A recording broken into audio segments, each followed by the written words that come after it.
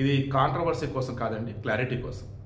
ఆంధ్రప్రదేశ్ ముఖ్యమంత్రి చంద్రబాబు నాయుడు గారు, ఉప ముఖ్యమంత్రి పవన్ కళ్యాణ్ గారు అయితే లూలు గ్రూప్ వేస్తున్న యాసాలు చూసి ముఖ్యమంత్రి గారేమో లోలోన మదన పడిపోతూ మౌనంగా ఉంటే గణేష్ గోల్డ్ తాకట్టులో ఉన్న బంగారాన్ని విడిపించి కొనబడును. సంప్రదించండి 9966651144.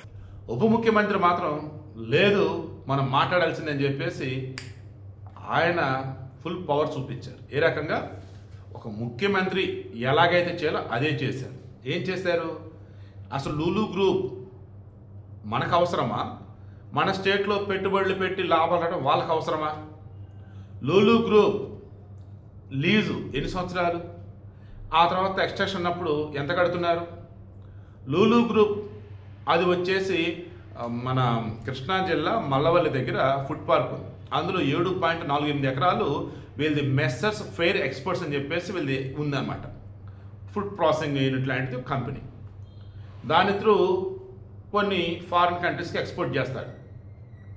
ఈ Lulu group chairman and manager director owner మొత్తం కూడా యూసఫ్ అలీ. ఇతను యూఏఈ అంటే Dubai, United Arabic Emirates one of the part Dubai అనుకోండి. ఈ యూఏఈలో ఉన్నటువంటి ధనవంతులైనటువంటి భారతీయులలో ఈయన ఒకడు. కేరళ అతను యూఏఈ వెళ్ళాడు, వ్యాపారం మొత్తానికి సక్సెస్ అయ్యాడు. ఈరోజు లులు గ్రూప్తో ఓ రేంజ్ దూసుకుపోతా ఉన్నాడు. ఈ యూసఫ్ అలీ స్ట్రాటజీ ఏంటి అంటే, నాకు తెలిసిన వాళ్ళు చెప్పింది క్రాస్ చెక్ చేసింది. ఈరోజు పవన్ కళ్యాణ్ గారు ఇండైరెక్ట్ క్వశ్చన్ చేసింది కూడా అదే. ఇతను ఎక్కడ సంస్థ పెట్టినా అందులో అత్యధికంగా ముస్లింలకు ఉద్యోగాలు ఇస్తాడు, అది కూడా మగవాళ్ళకి ఇస్తాడు. మరలా చెప్తండి, కాంట్రవర్సీ కోసం కాదు, నాకు తెలిసినటువంటి వాళ్ళు చెప్పింది క్రాస్ చెక్ చేసి చెప్పింది, ఇందులో మార్పులు చెప్పినట్టు సంతోషమే, ఓకేనా? ఈవెన్ నేను సరే తర్వాత కరెక్షన్ చేసి వీడియో కూడా ఇస్తాను. నేను మరలా చెప్తున్నా, ఎక్కువగా ముస్లిం అబ్బాయిలను నియమించుకుంటాడని, హిందూ అమ్మాయిలకి జాబులు ఇస్తారని, హిందువులకి క్రైస్తవుల అమ్మాయిలకి ఇస్తారని, ఇక ఆ తర్వాత లవ్ జిహాద్ పేరుతో కొంతమంది ముస్లిం అబ్బాయిలు అక్కడ షాపులో పనిచేసే హిందూ అమ్మాయిలని క్రైస్తవ అమ్మాయిలను పెళ్లి చేసుకుంటారని, సంతోషం బతికే వాళ్ళు కొంతమంది అయితే మత మార్పులు గురి చేసే వాళ్ళు కొంతమందిని, ఇలా రకరకాలు వినిపిస్తూ ఉన్నాయి. దీనినే పవన్ కళ్యాణ్ డైరెక్ట్గా ఒక మాట అన్నాడు. లులు గ్రూప్ వైజాగ్లో విజయవాడలో మాల్స్ పెడుతుంది, మనం వాళ్ళకి ల్యాండ్స్ కూడా ఇచ్చాం తక్కువ రేటుకి. అయితే ఈ లులు గ్రూప్ వాళ్ళు స్థానికంగా ఉన్నటువంటి వారిని కాకుండా వారికి నచ్చినటువంటి వారిని వారిని తెచ్చి జాబులు ఇస్తారని తెలిసింది, ఇదేంటి అని చెప్పేసి అన్నారు. అప్పుడు రెవెన్యూ శాఖ మంత్రి అనగానే సత్యప్రసాద్, కొంతవరకు వాస్తవమేనండి, కానీ లులు గ్రూప్ వాళ్ళతో మనం ఒప్పందాలలో క్లియర్గా మెన్షన్ చేస్తున్నాం, స్థానికులకి ఇదిగో ఇంతమందికి ఉద్యోగాలు ఇవ్వాలి అని. మరలా ఆ స్థానికులలో ముస్లింలకు ఇచ్చుకుంటే కాదు కదా.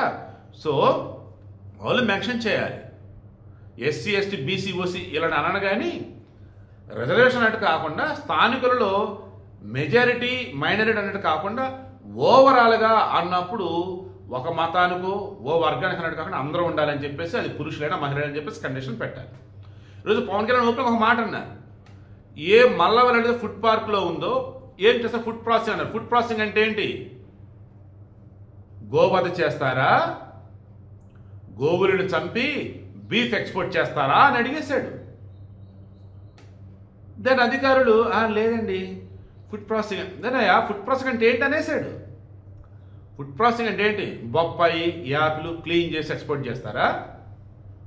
లేదన్నప్పుడు ఆ 7.48 ఎకరాల్లో పంటలు పండిస్తారా? ఏంటి క్లారిటీ ఇవ్వండి అయ్యా.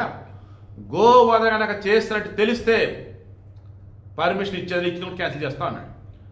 ఓపెన్గానే అనేసాడండి. దెన్ ముఖ్యమంత్రి చంద్రబాబు గారు లేదు గోవధ కనుక చేస్తే అసలు ఒప్పుకోము, రాష్ట్రంలో ఎక్కడ కూడా గోవధ చేసే విధంగా లేదు అని చెప్పేసి అన్నాడు. తర్వాత ఈ లులు గ్రూప్ వాళ్ళు ఈ లీజ్ అనేది జనరల్గా ఎవ్రీ 3 ఇయర్స్కి 10% ఇంక్రీజ్ ఉండింది. 3 సంవత్సరాలు లీజు, ఆ తర్వాత 10% పెంచేలా ఉండింది. వీళ్ళు 10 సంవత్సరాలు అన్నట్టుగా అడిగితే సస్యమైన అధికారులు అంటే చివరికి 5 సంవత్సరాలకు ఒకసారి 3% పెంచేలాగా అగ్రిమెంట్ అండి. ఏంది అసలు ఇది? మరలా ఈ లులు వాళ్ళు మాల్ పెడతారా, అందులో చాలా స్టోర్స్ ఉంటాయి, వాళ్ళ దగ్గర మళ్ళీ భారీగా రెంట్ వసూలు చేస్తాడు. కొచ్చిలో ఉన్నటువంటి లులు మాల్ ఇండియాలో టాప్. అది రోజుకి రఫ్గా 80,000 మంది వస్తారు అక్కడికి.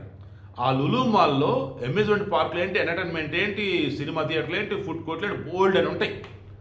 మళ్ళీ వీళ్ళు లులుది మళ్ళీ సెపరేట్ అందులోనే. సో వేరే అవుట్లెట్లు వేరే స్టోర్ల నుంచి భారీగా ఈయన రెంట్ వసూలు చేస్తాడు. అండ్ ఎవ్రీ ఇయర్ వచ్చి ఈయన పెంచుకోవచ్చు. మనం మాత్రం ఆయనకి 5 సంవత్సరాలకు ఒకసారి లీజ్గా అది కూడా మళ్ళీ 3% పెంచుకోవడం. ఏంటి అసలు ఇది గొంతెమ్మ కొరకలు కాదా అని చెప్పేసి అడిగేశాడు. సో నేను వీడియో క్లోజ్ చేస్తున్నాను.